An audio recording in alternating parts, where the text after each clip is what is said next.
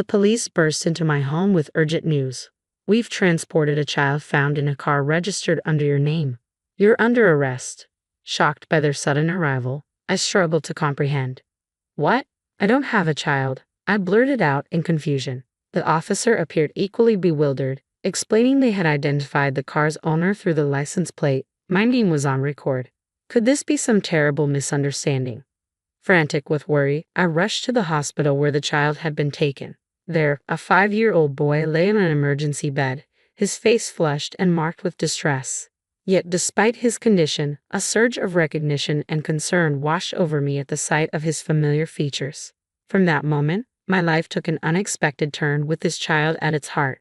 My name is Emily, aged 33, working from home. I met my husband Michael in college where we bonded over shared interests in a club, eventually marrying after graduation. Despite our decade-long marriage, we struggled with infertility. Despite treatments, my condition made conceiving difficult. Michael, always kind-hearted, reassured me.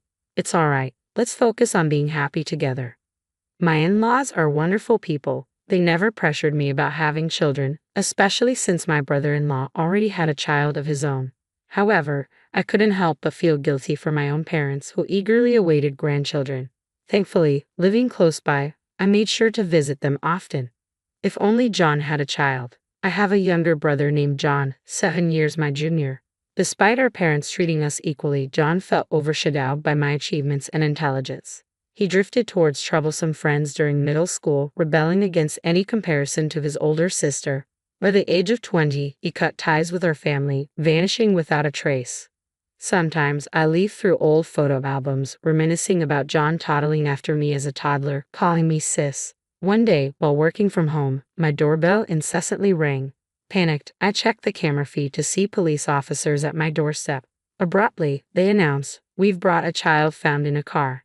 You're under arrest." Shocked and speechless, I stammered, "What? I don't have a child." The officer seemed as bewildered as I was. In that moment, my mind raced with unanswered questions. According to the police, a passerby noticed an abandoned car on the road with a child inside, reported it, and the child was rushed to the emergency room by ambulance. When I inquired about the car's location, I was stunned to learn it was parked in front of my parents' house, though they were currently away on a trip. The police traced the car's owner via its license plate, confirming it was registered under my name. However, the person using it was my younger brother, John. I used to lend my car to John, who had recently obtained his license, and he took it when he left home. Since then, the car had remained parked in front of my parents' house, brought out only for necessary inspections and maintenance. Despite my parents' scolding, they maintained the vehicle out of sympathy, believing John might still need it. But who was the child left alone in the car? Rushing to the hospital, I approached the emergency room bed where a small head peeked out from under a blanket, its curly, wavy hair strikingly familiar. My heart raced as memories of John's childhood flashed through my mind. Drawing closer, I saw the face of a boy around 4 or 5 years old, bearing a remarkable resemblance to John. Could it be this child? Before I could finish my thought, a panicked phone call from my mother, still away on her trip, interrupted my thoughts. John called me in a panic, asking me to look after his child. He explained he left the child in the car because we weren't home and it was scorching outside. What should we do? I reassured the distressed mother that the child had already been taken to the hospital and was expected to recover. Relieved, she promised to return soon. Understanding my mother's urgency to return, I pondered about this child who clearly belonged to my brother. Questions raced through my mind. When was he born, and who is his mother? I informed the police, he's likely my brother's child, and committed to staying with him. Despite repeated attempts, I couldn't reach my brother on the phone. As I watched the child, his small body seemed to endure so much pain. A nurse approached and handed me his clothes, which were ragged and heavily soiled, with the name Tom on the tag. Seeing his extreme thinness and the condition of his clothes, it was evident Tom had endured a harsh upbringing in impoverished conditions. That evening, my mother returned from her trip and hurried to the hospital. "John," she whispered tearfully, embracing Tom, who bore a striking resemblance to my brother. By the following day, Tom's condition had improved, though he appeared visibly frightened. I gently reassured him, trying not to alarm him further. "How old are you, Tom?" I asked softly. 5 years old, he replied, holding up his hand and counting his fingers.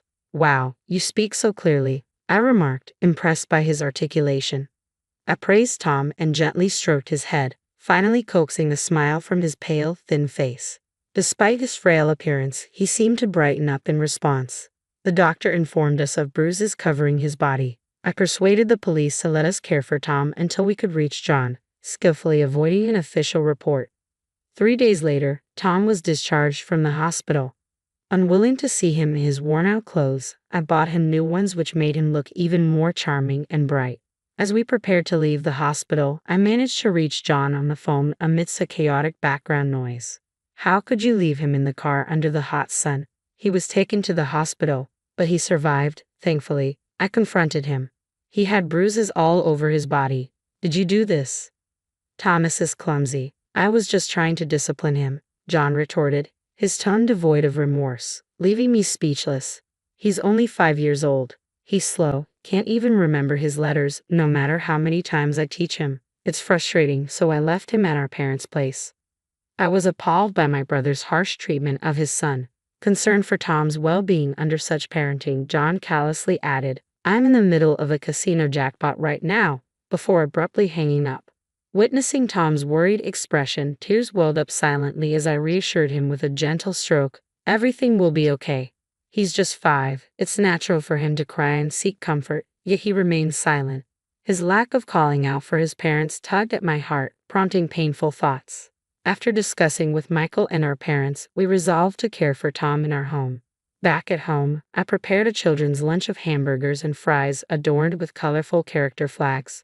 When I set it in front of Tom, his eyes lit up in wonder. I've never had anything like this before. Can I really eat it? Of course, Tom, it's all for you, I assured him, delighted by his messy enjoyment, ketchup smudged on his cheeks, and a joyful grin on his face.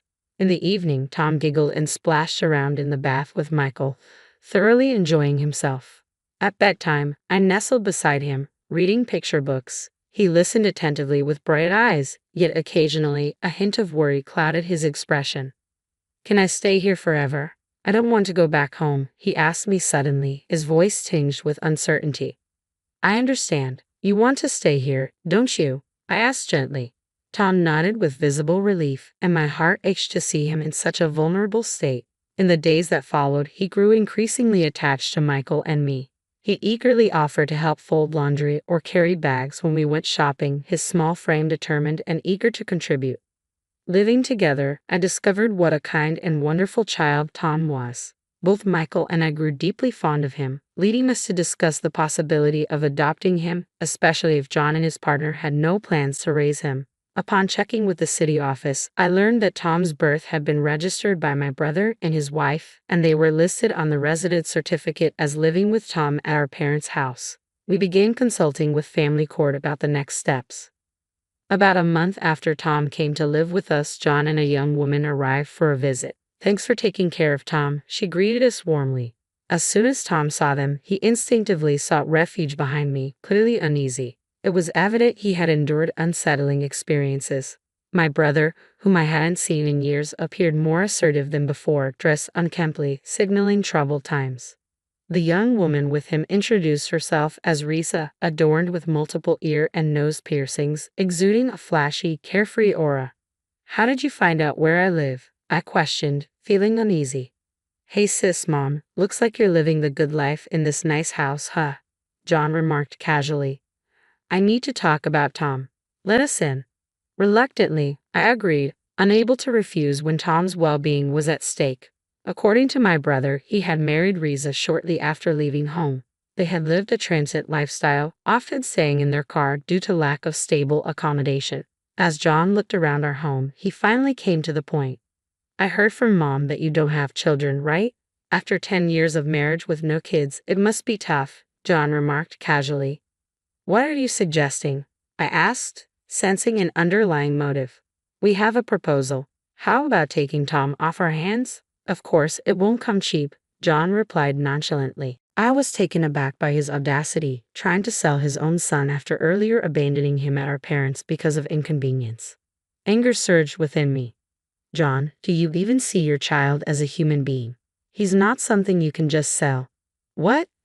Acting all self-righteous now. I rebelled because of your strictness. Our parents always favored you. It's ridiculous how you blame us for your failures, John retorted defiantly. Shut up. Just give me the money, I snapped back, infuriated. John raised his hand threateningly, poised to strike me. Suddenly, Tom, who had been hiding behind me, stepped forward. He stretched out his arms, trying to shield me from John's aggression. Witnessing Tom's brave gesture only strengthened my resolve to protect him. Selling a child for money was inconceivable. Despite my anger, I decided to offer them the $13,400 I had saved as a settlement. I made them sign an agreement stating they would never interfere with Tom again and obtained their consent for his adoption. John's wife callously remarked, "It's a relief not to have to deal with such a troublesome child," shocking me with her indifference. After the formalities were settled, they greedily took the money, sneered, and vanished. From that moment, Tom truly became our son, and we finalized all the necessary legal procedures. The ensuing days overflowed with joy.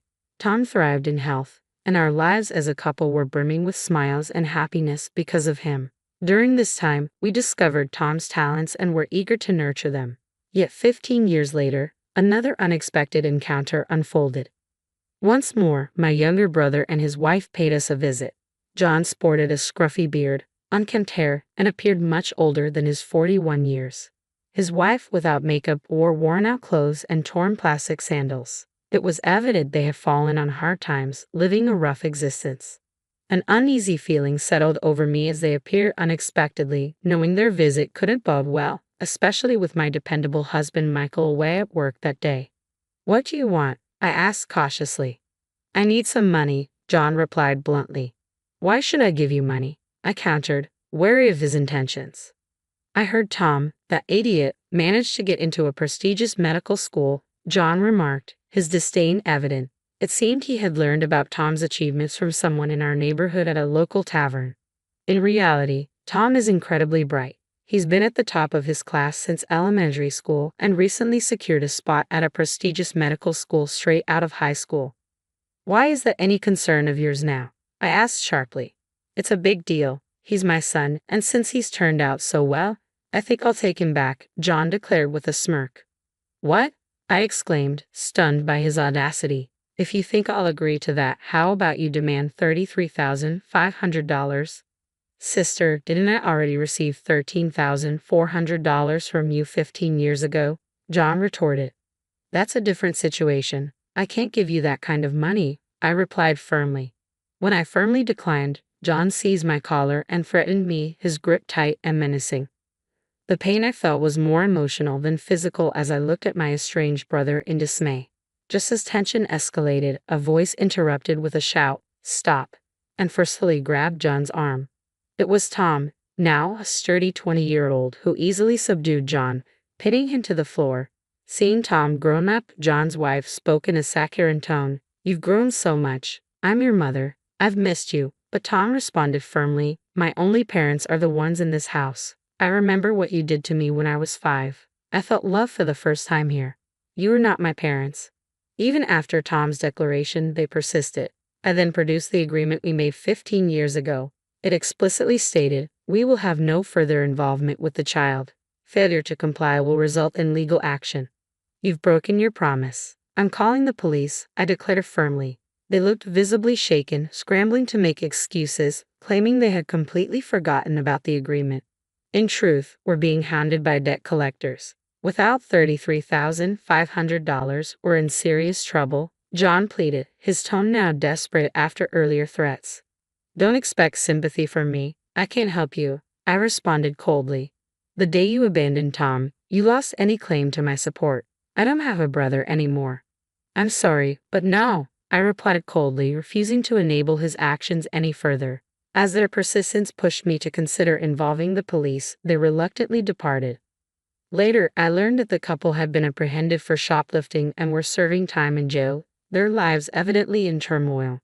Meanwhile, Michael, Tom, and I enjoyed a peaceful and joyful existence together. Tom's aspiration to become a doctor, driven by a desire to alleviate suffering, filled me with immense pride and happiness. Reflecting on our life, Tom's presence had brought laughter and contentment into our days. We looked forward to continuing our happy life together.